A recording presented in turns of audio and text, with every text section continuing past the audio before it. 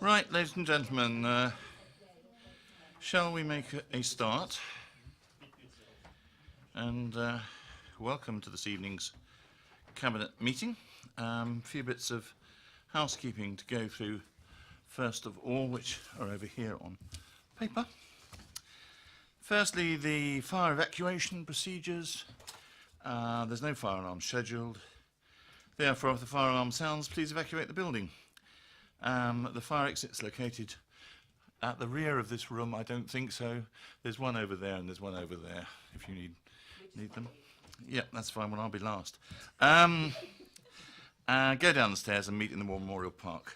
Secondly, could I remind you that this meeting is being webcast on the internet, and therefore anything you say may can be taken down and then seen again at a later date on YouTube. And then finally, on mobile phones, if you have your mobile phone with you, could you please put it to silent and make sure you don't leave it on the tabletop, because if it vibrates, it makes as much noise as if you had it on in the first place. Okay, that's the housekeeping matters. Then we have apologies for absence. We have one apology for absence from Councillor Isett, who is unable to be here this evening. Secondly, declarations of interest. Does anybody have any specific declarations of interest to make on tonight's agenda?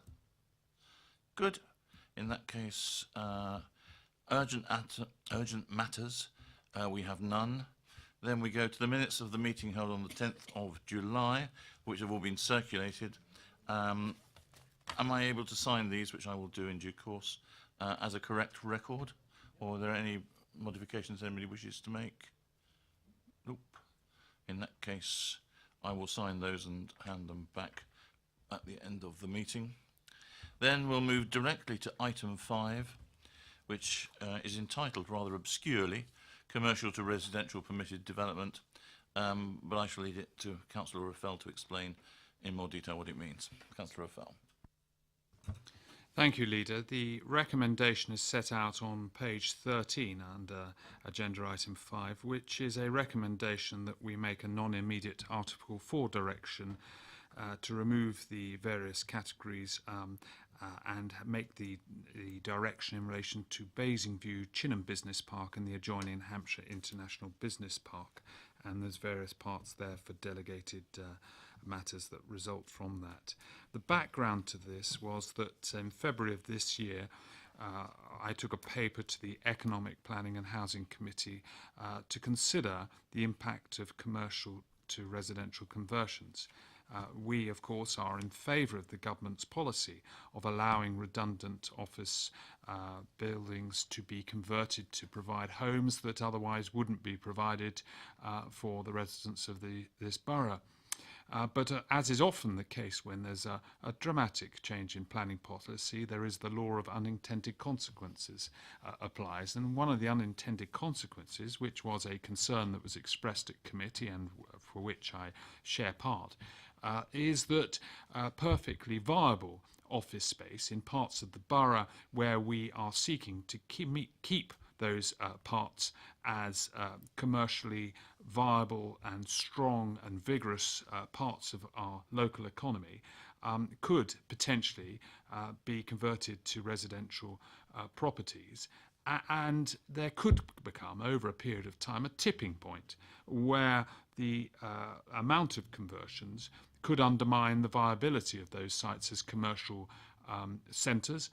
There could become difficulties that arise with residential populations abutting commercial premises when that wasn't what was originally designed from either points of view when the original offices were built. And of course the lack of facilities that there inevitably are for residential populations in commercial areas is something that is not necessarily able to be catered for with the permitted development rights.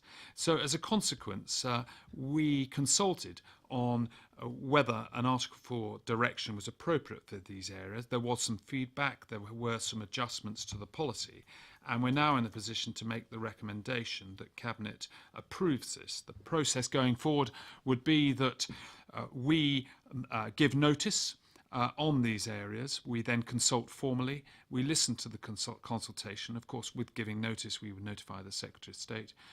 And we would then respond to that formal consultation. And if the consultation is such that we then decide to confirm the decision, the confirmation would, of course, be notified to the Secretary of State. And then we would confirm again that that's what we wish to do, and the Article 4 direction would come into force from the date that the original notice was imposed. So that's my recommendation. Thank you, Councillor Fell. I think, did you mean will come into date 12 months from? 12 months. 12 months from the date that the notice is imposed, and that notice obviously will be put forward and served over the next couple of weeks. Yeah, I just don't want people suddenly getting pangs of alarm that it's going to happen Sunday, tomorrow morning.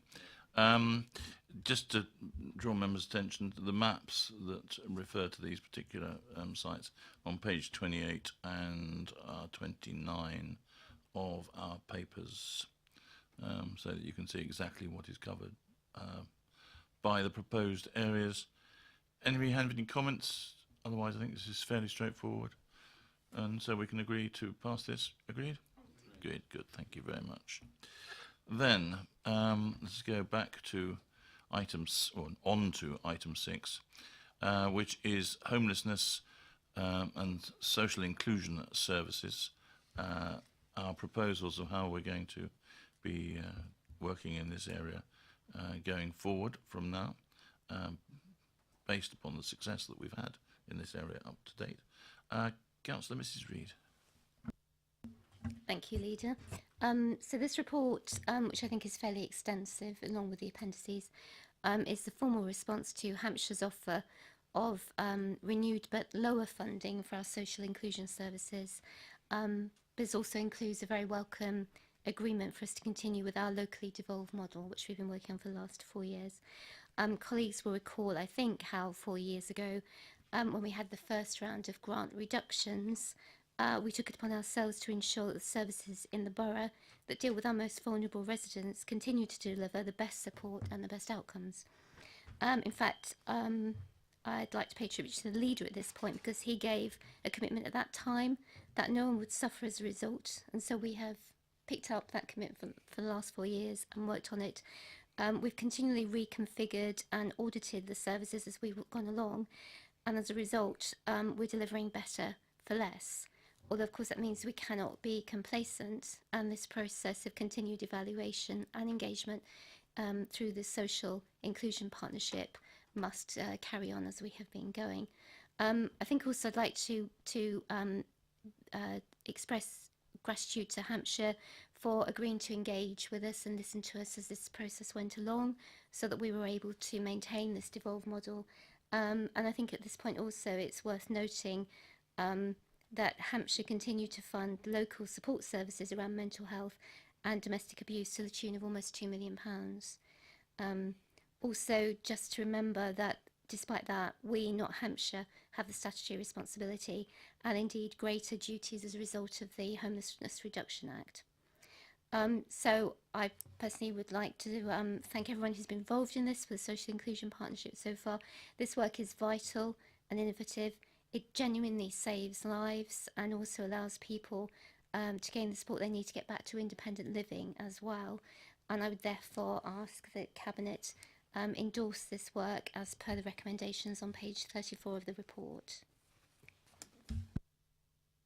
Thank you very much. Any contributions members wish to make to this? It is a subject which we have visited on a number of occasions. And I think it's an area which we're quite rightly proud of what's been achieved. It does show what innovation or what the opportunity of opening the problem up to a wide range of involved people outside of the council can bring in terms of innovation. And it's been, I think, a very good experience, a lesson which can be learnt in other areas that one might look at going forward. And the net result of it has been, I mean, it's not just been a financial return or anything. It's actually genuinely affected people's lives. It's actually helped individual people. They have suffered less and they've benefited more as a result of what we've done. And at the end of the day, if you can do that for even one person, it's something of which you should be proud. So the fact we've been able to do it for quite a lot of people is a very encouraging and thing of which I personally take a lot of satisfaction. And I'm very grateful to the whole team and to Terry in particular for leading it, for achieving that. So we agree, I think, this, and I'm very happy to agree the additional contribution. I'm afraid it's not, you haven't finished yet, no. Councillor Mrs. Reid. You're now going to pretend to be Councillor Isaac, which I'm sure actually will be very interesting to watch. 7 Adelphi House. Thank you, Leader. I will be very brief in this, as it is Councillor Isaac's report, but it's bringing forward 2 Cabinet recommendations as per page 47, which is that we do not proceed with the completion of the contract. Again, very grateful for partners within Sovereign Housing Association who've worked with us on this, gave us the opportunity to scope whether there was a long-term future for us bringing a plan forward for Adelphi House. But having had that time, we've been able to look at it and come to the conclusion that actually it doesn't fit our requirements on a number of different areas. So having looked at it closely and worked with Sovereign, we decided not to proceed any further with it. Thank you. Anybody else on this one? Because it's, I mean, it just illustrates the thing that it seemed like potentially an interesting idea to follow up at the time. We put a lot of time and effort into evaluating all the possibilities, but we do have to be very careful with our expenditure of public money. There are not bottomless coffers, despite the fact everybody thinks we're an extremely rich council. I'm afraid those days are rather gone now. We are better off than many, but we have an awful lot of commitments that we have to make and to meet this current time, and this is not one which was really going to significantly add to being able to achieve any of our current objectives. So thank you, but no thank you, I think is the term of it. Right, well, if that is then agreed, that concludes this evening's business, and at something like 6:43, the meeting is concluded. Thank you very much.